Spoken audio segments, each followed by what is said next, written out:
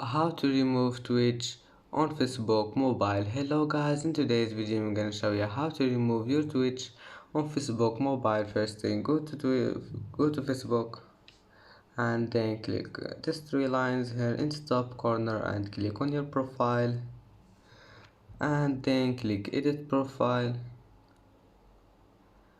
and here just go down until you find links and click edit, and go to your Twitch and you will find remove here. Just click on it, one click, and then click save.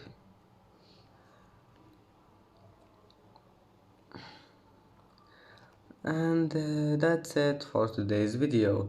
If you like this video, please don't forget like and subscribe, and thank you for watching this video, and then see you in the next video.